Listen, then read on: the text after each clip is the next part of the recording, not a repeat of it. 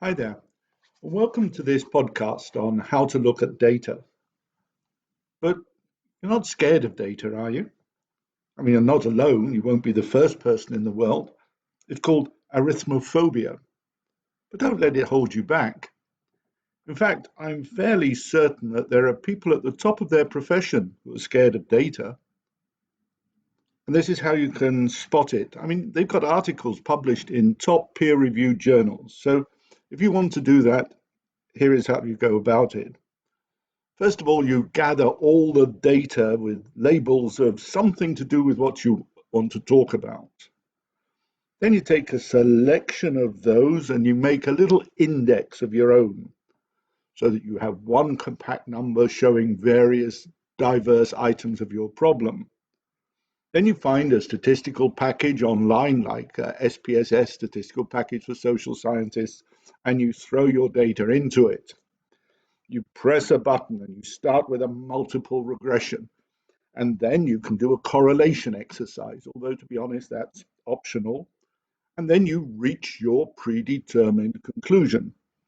You don't have to do a statistical test on it. About 90% of articles published in social science journals don't do it either. And so if you are an academic, then you have a peer-reviewed publication. And if you're a student writing an MA thesis, then I think you'll probably have a very happy tutor. But it's better to confront these problems rather than hide them. And you can get a long way by being critical of the data. The big problem with the big numbers and these highly statistical exercises in quantification is that nobody really looks at the numbers themselves. Basically, an outcome of a computer model is only as good as the data you throw into it. So let's have a look at how you would look at data. Now, the first question I think you have to ask is, can you actually count what you're looking at? Now, most living things can be counted, and one of the data that almost everybody uses is population data. How many people are there in a country? And you can count them, except most people don't count them anymore because it's expensive and it turns out it's not really accurate. But even if you have a figure giving you the number of people, there's always a question of the people that are not counted. How about irregular migrants, the people that are often called illegals that don't register, that aren't really supposed to be in the country? In the United States, for example, these could be 2 to 3% of the population. Or you say that's all right, 2 to 3%, we can accommodate that. But what happens when you go a level lower? What happens when you look at the disaggregated data of a region or a city? I mean, migrants don't want to live around in the countryside unless there's jobs for them. They tend to go to the cities where there are networks, support networks for them. Migrant labor also goes to cities, and there they may or may not be counted or registered. In the most recent census in China, Shanghai turned out to have got its population numbers wrong by 12%. And that's a big difference from the 2%, 3% at national level. All right, so we can count population, but what about the economy? We look at the economy, we need those numbers to say how rich, how poor, how much of the market share a country has. And so we often go and use figures like GDP. But don't forget, GDP only measures cash transactions, and it doesn't always measure all of those. For example, when countries redo their calculations and change the base of their calculations, which they do occasionally, you can get enormous differences.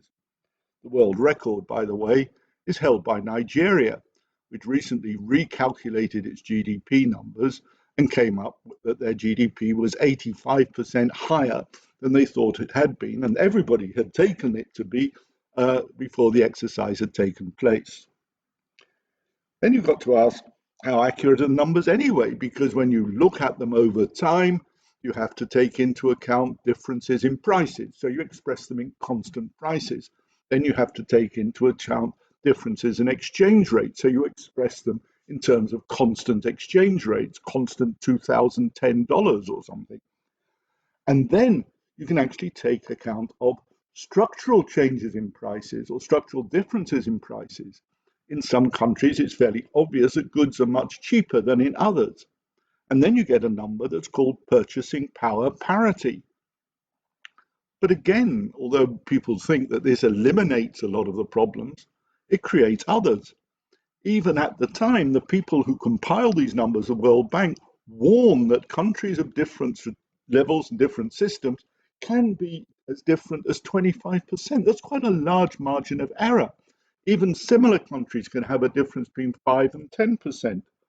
And those numbers are only relevant at the year that they're calculated. As the time moves on, they get less and less relevant, and usually when they get the new calculations and they're translated backwards, then you have an upgrade of can be 30, 40, 50% in either direction. So these numbers have a pretense of reality. They give you a ballpark figure, but that's about it. And these are the more reliable numbers. So the next question you have to ask yourself when you look at data is, would you expect a numerical answer? For example, you'll see a list of the best places to live.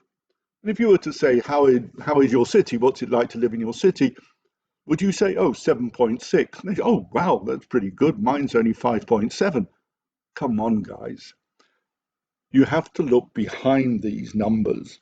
The best place to live, human development.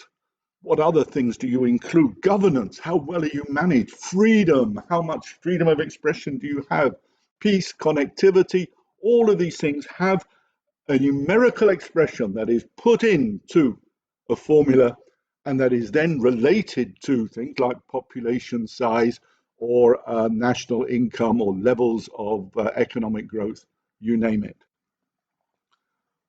When you're looking at these factors that do not normally have a number, then you've entered the world of the composite index. The composite index adds together different dimensions and components of a phenomenon. And if you ever get these, and you'll get a load of them, you have to ask, what is in the individual numbers? Are they actually what they say they are supposed to be? For example, many people quote the rule of law from the World Bank, but the World Bank's governance index rule of law is not, have you got a good rule of law over society? It is, how good is the economic freedom of the law, the market orientation of the law. And then when you get these individual components, look very carefully at the weighting in the total, how much importance is given to each factor. And then when you've done all of that, ask yourself, do you really believe this? Now, another factor when you get data is what is called the margin of error.